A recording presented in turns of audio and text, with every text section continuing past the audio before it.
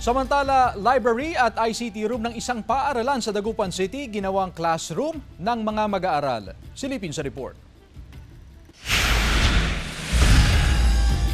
Daan-daang libro ang nakasilid sa isang storage room ng North Central Elementary School sa Barangay Bunuan, Guset, Dagupan City. Ang dating library ng paaralan, ginagamit na ngayon na classroom ng mga mag-aaral. Yung mga books, medyo na-stuck siya talaga sa storage rooms at hindi nagagamit ng mga bata. So, as much as possible, mas maganda pag may library talaga kasi doon, sir, mas na-enhance ulit yung mga bata natin para mas lumawak yung kanilang kaisipan.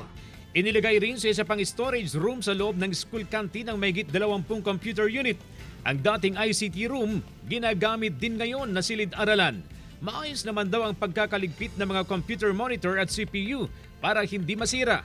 Hindi naman apektado ang pag-aaral ng mga bata dahil may kanya-kanyang TV monitor ang bawat silid at laptop ang mga guro. For this school year, opo, talagang hindi po siya magagamit. Pero pag fully functional na po ang itinatayong building, magkakaroon na po kami ng sariling ICT room. So, pwede na po ulit magawa. 171 na grade 4 pupils ang apektado sa kakulangan ng classroom ng paaralan. Kaya nasakripisyo muna ang library at ICT room. Puspusan ang konstruksyon ng bagong school building na proyekto ng lokal na pamahalaan.